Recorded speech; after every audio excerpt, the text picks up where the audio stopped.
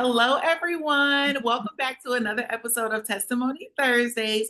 I'm your host, Dr. Jazz, physical therapist, child of God, author, all of the above. And today I have a very special guest with me. Her name is Manila, and she is a physical therapy assistant. She is awesome. We connected over social media, and I'm so excited to hear more about her story. So, Manila, if you could introduce yourself, that would be awesome.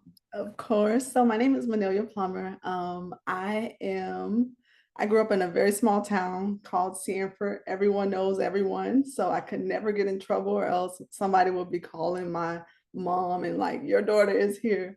I basically fell in love with exercise science, just going through my own injuries. So when I was in high school, I tore my ACL and it like completely destroyed me. And I was young and never did my exercises. So scar tissue built up and I just could not bend my knee. And luckily I like ended up tearing it again early on in the process just from being stupid. And so they were able to go in and tear out like all the scar tissue. And I was like, wow, therapy really means a lot.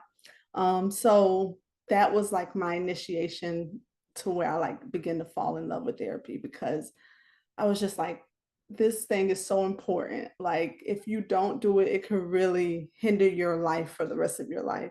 And I've even had patients that said that they wish they would have done it earlier because now they're at a point where they cannot bend or straighten their arm because so much scar tissue had built up. And so once I knew the importance of it, I was like, I could see myself doing this like for the rest of my life. And with the combination of just loving people, I get to see a patient for an hour, which I feel like in the healthcare world, you don't see that often. If you're a doctor, you see a patient for 3 or 4 minutes.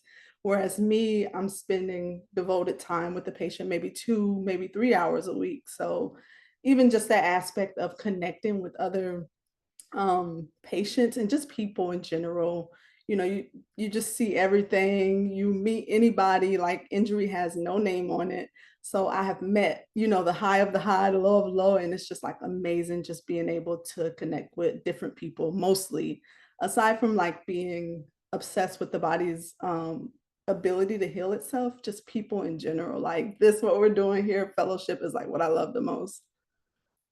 Oh my goodness. I'm so glad you said that because that is a perfect way to like segue into the scripture.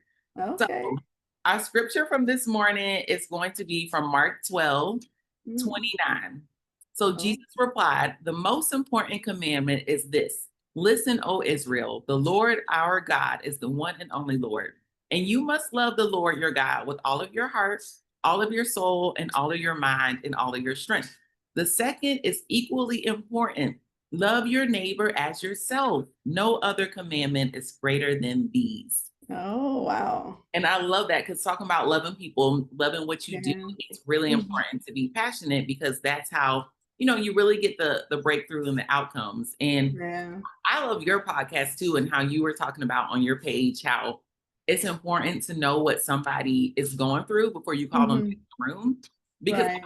so many patients say, wow, like thank you for, being prepared because even when I go Mhm. to the doctor, I feel like it's exhausting because I have to tell like the front desk what's going on. Then I gotta Uh-huh. tell whoever brings me back, whether that's a nurse or the Right. whoever, the medical assistant, Mhm. the doctor comes in, I have to explain everything over again. Right. And it's like, did y'all like we could have skipped all of these steps and I could have just met with you directly. But Right. yeah, it's so important to have that passion for people. If you're going into healthcare, if you do not like Yeah. people, Yeah. yeah, maybe we got to rethink a career. Yeah.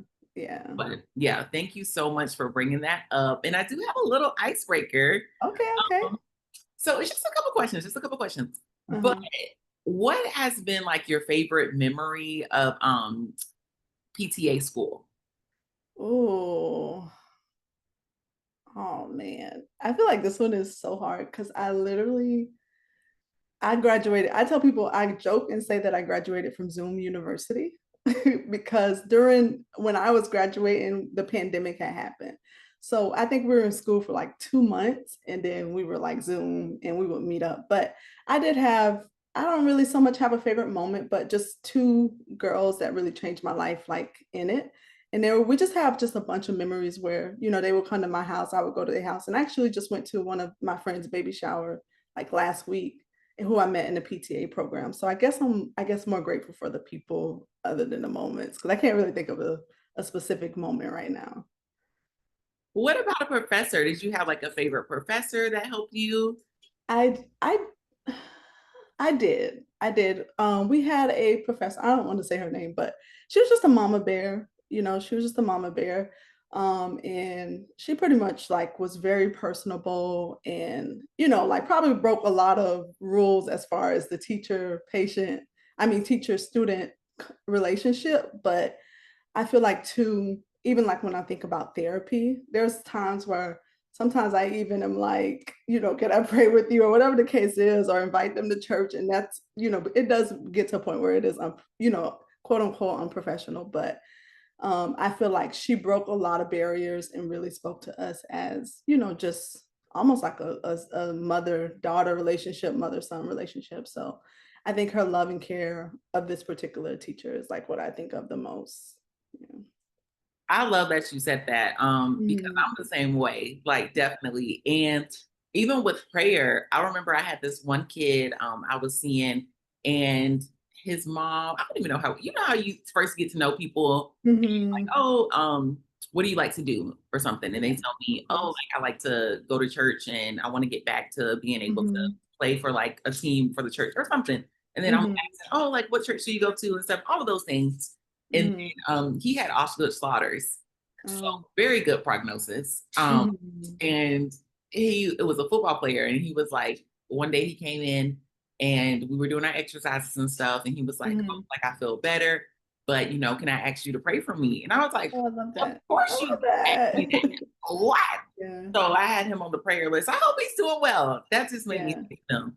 Um, Oh, yeah, I so, do love that. sometimes people open those doors for you to be able Mhm. to connect in different ways. Um, Right. and just having that discernment too of like, okay, is this overstepping or, Uh-huh. because yeah, it's a weird world that we live in and It is, it is. we want to Yeah, protect ourselves. discernment, I'm happy you said discernment too, because yeah, that is so much a part of it. Mhm. And I feel like sometimes I struggle with, because I know God be calling me to do certain stuff or pray for people or invite them.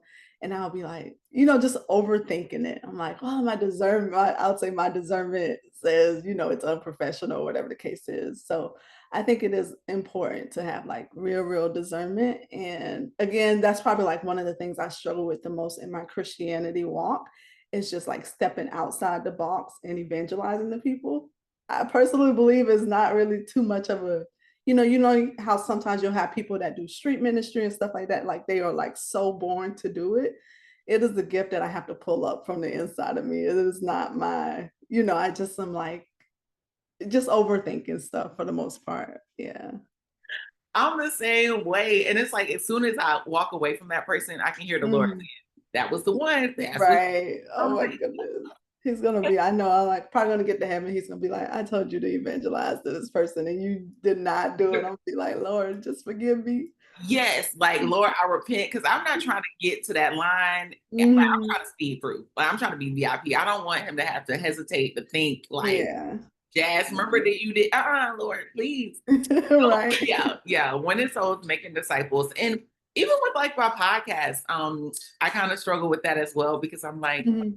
oh my gosh, like, do I talk about Jesus? Do I talk about God? And I know that that's from the enemy because the Lord Yeah. is, he wants people to glorify him. He wants Mhm. his children to come to him. So that's not from Mhm. him. And then I have to talk myself out of those thoughts. And it's like, no, like you, like as much as God has done for you, girl, you can at least make a podcast or a post on social media or Right. something to highlight it. So yeah, if Mhm. I can show everything else, I can show what the Lord has done for me.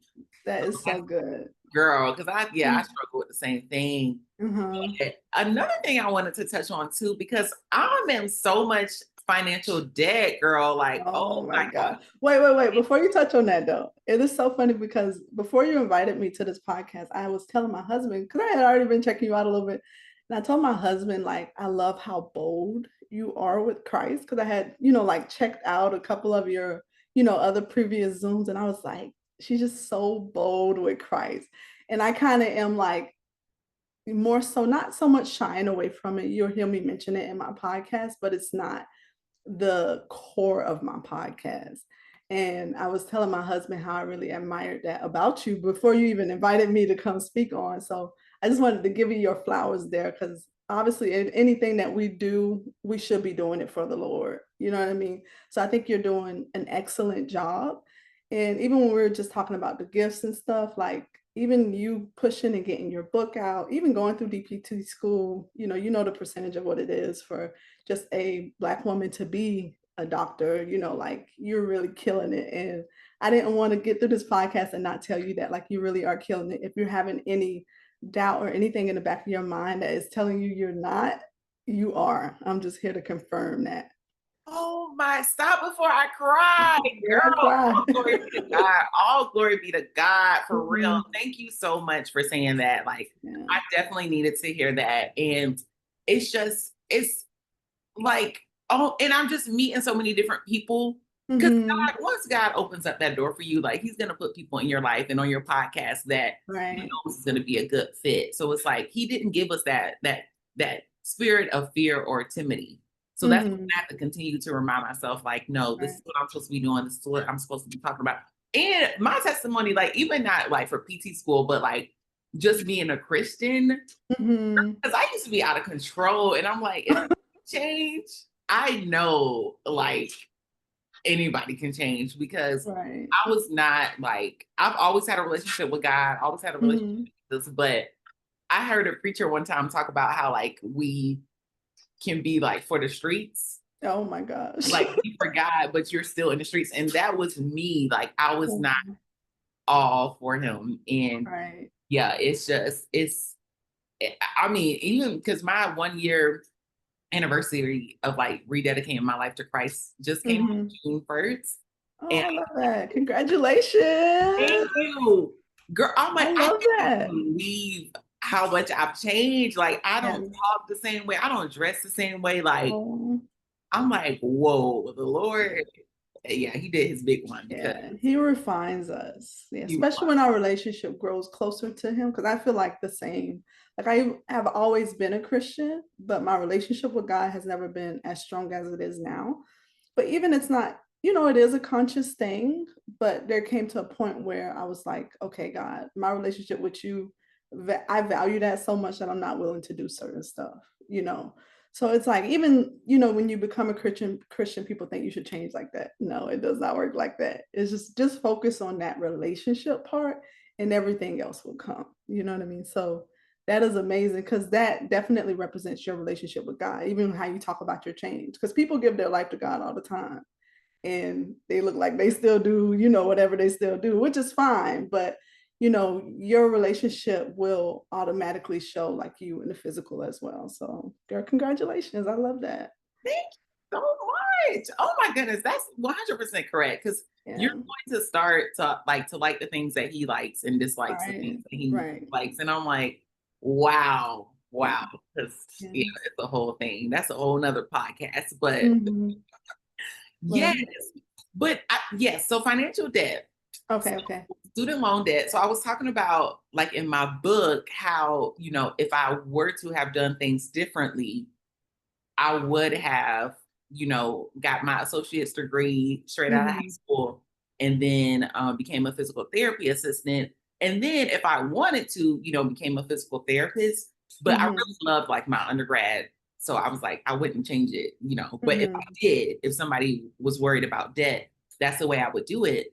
Um, Mhm. because it's just, yeah, it's ridiculous having this much student loan debt. So I Mhm. wanted to talk to you about your journey and why you chose to go the route that you went. Oh, okay, okay. So it is pretty interesting because if I look at the numbers, it doesn't make financial sense to go and become a DPT. I made good money as a PTA, so but just being under the leadership that I'm under, my bishop, I could probably send you some sermons too. He's amazing. But he always talks about how just God calls us higher and higher and higher. And when I started meditating, I was like, you know, I don't just want to be the assistant. I don't just want to settle for just this job when I know God has called me higher. He's called me to be a doctor. He's called me to be owner. So I just, again, when we talked about getting to the gate of heaven, I don't want God to be like, you should have went to be that doctor. Like that's what I called you to do. But you settled for PTA. So I could only, trust you with PTA. So I guess it's just more so of like me stepping into what God has called me to be. And I know God has not called me to be an assistant. And I think that is probably one of the hardest things in the Black community is we feel like God has only called us to be this small thing. But the reality is like he's called us to be the best of whatever we are. So I think and I interpret that as being the best of whatever is being the doctor, being the owner, because other companies, other people are doing it. So I'm just like, why can't I make 6 or 7 figures with PT if this is my first love? You know what I mean? So yeah, I think it was just, I guess to sum it up, just my bishop speaking into me, speaking life into me. And that is like what just called me more. Cause I used to, when I first started dating my husband, I would be like, oh, I'd be okay with a small house. But why? Like he's called us to greater. Like he has roads made of gold. Like, why do we have to settle as Christians in this world? He says he came to give us life more abundantly. That's in the natural world. So we have to kind of step into that as people. I, whoa, whoa, Yeah. whoa, whoa, whoa, whoa. Okay. That's I'm so sorry. powerful. That's so powerful. And I struggle with that as well. It's like, oh, like, do I go do this or do I go do that? Or do I settle for this? And it's like, settle for what? I am the Mhm. child of the most high. Like, I'm not Exactly. settling. And two, Exactly. yeah, Clock it. when we go through things, like if we go Mhm. through a storm and we feel like, oh man, like this might be what it is. This might be my Right. life. And it's like, no, Mhm. he's reminding us, like we need to praise him through that because he's helping build our character. And I talked about it too, like how I'm so thankful God did not answer some of my prayers when I was praying at the time Uh-huh. Oh, because wow. I would have mishandled it. And I'm like Mhm. now, like I feel like I'm finally getting to that point where it's like, okay, like I'm ready for this that I prayed about, or I'm ready to do Mhm. this, now that my character has changed. But yeah, you are so right. And I love how you talk about your husband. How you and your husband meet? So we had a mutual friend that we had went to middle school with, and so it kind of like started through there, and we started talking, and yeah, so we haven't put the phone down since. We haven't put a phone down since. Yeah, I was telling somebody the other day, I was like, we need to go back to, oh, I know a person that y'all two would be good together. You know Yes. what I mean? Like, because it Yeah. used to be like that, where it was like, I think you and such would be good for each other.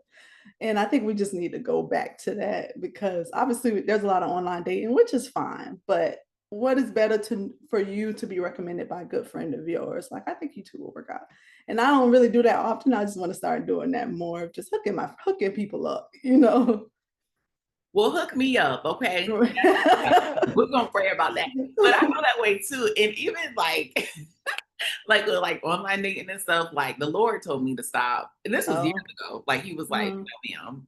And I said, okay. So I'm being obedient. But oh, I always love to ask people that question. mm, Yeah, it's just I completely feel you with, having that autonomy of being like a physical therapist. Even mm-hmm, a physical therapy assistant, you can still have, some type of autonomy, but it is different right. with Yeah. the scope of practice. Um, Mm-hmm. and it's just I, I feel oh, go I'm ahead. sorry. Go ahead. I'm sorry to cut you off. Go ahead, go ahead. I was also too going to say, and I kind of mentioned this in a recent podcast. I don't even think I released the podcast yet, but when I was working at, it was just a regular corporation. They had a sheet of paper on the desk, and I just so happened to like, a little nose in this. I was like, "What's that?" Because I just saw a bunch of numbers, and it showed me how much I made the company for a year. And I kid you not, I was sick to my stomach. Like it was like almost $500,000. And I'm like, wow, like this is how much I've made you guys for the year. And you're going to revenue off that. And the people at the top are going to make, 100, $200,000, which I'm not hating, but I was just like, that was also a wake up call to I could do what I love and make good money off of it. So I definitely was like, yeah. I need to own something. Yeah, and that's it. And it's, I always pray that the Lord does not give like does not like allow me to have that spirit of greed, like to Mhm. continue anything, because I do feel like some of these companies and CEOs, it's like, why do you need that much money? Like, Yeah.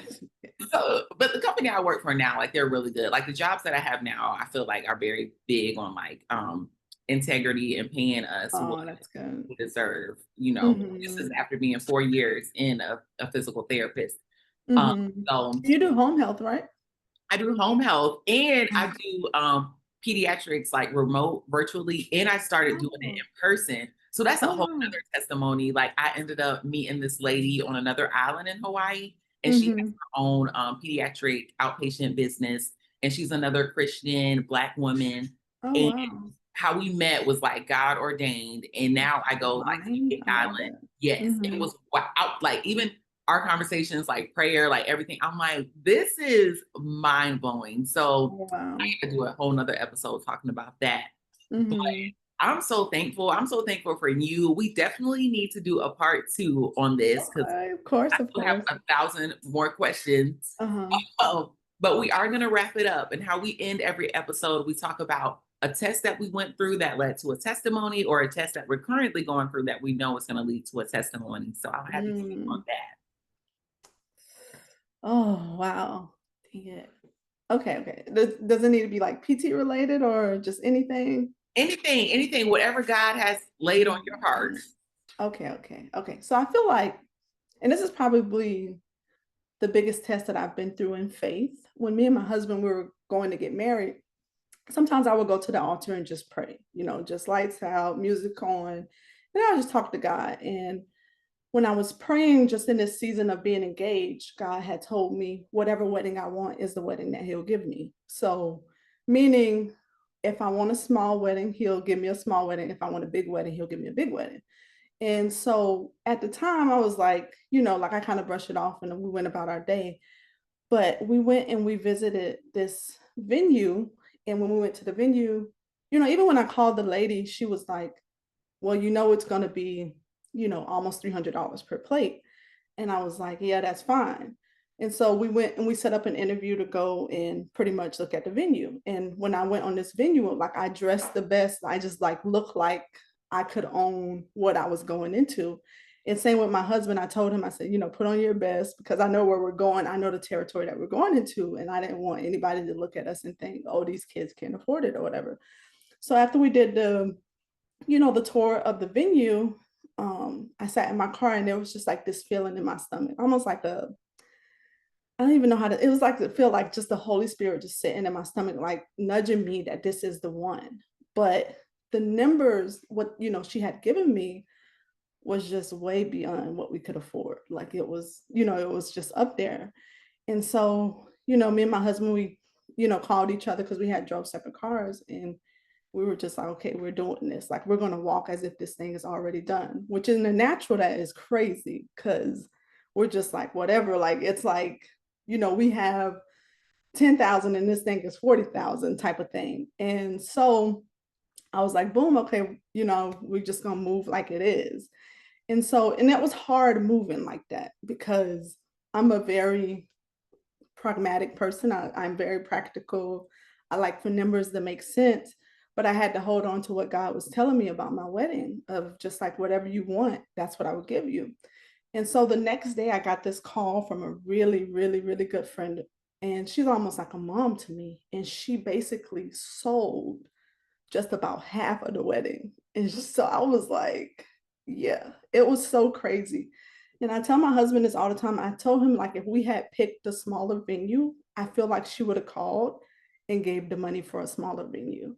But it's just like walking in faith and moving in faith based on his word. Our wedding was like completely paid for. Like, me and my husband did not come out of pocket. Like, people were just calling us, like, I want to sow this into you. I want to sow this into you.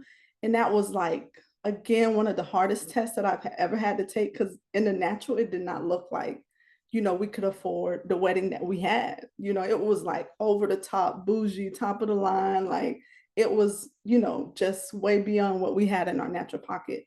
but faith will have 2 plus 2 equaling 3,000. That's what faith does, you know? So it's like, I guess if I can give any advice to the people that are watching or will watch this view, like just move in faith, move in God, and God will just take care of the things that we feel like we can't take care of. Uh, I needed to hear that one. Yeah, Wow. yeah. That is a beautiful testimony for a beautiful Mhm. union. Like, what? Yeah. And that's it. That is really it. Like, there's a Mhm. verse too in the Bible that says, Jesus talks about how our earthly parents give us, what we want, and we're Mhm. basically wicked. But how much more would your Father in heaven give you? Right, And yeah. also owning it too. Like, that's the thing. Like, walking in it, like, listen, I'm here for a reason. I'm supposed to be in Mhm. this room, and just Mm. letting God do the rest, because we Yeah, can't. we was lying to them people and all. We was like, "He a doctor, I'm a doctor." I was like, we were just walking like it was done. Like we even sometimes too, if we go to dog car dealerships or whatever, we lie to people.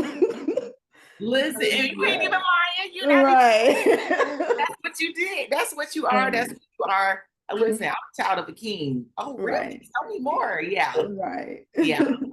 What about you? What's your biggest testimony? Oh my Is biggest. it your book?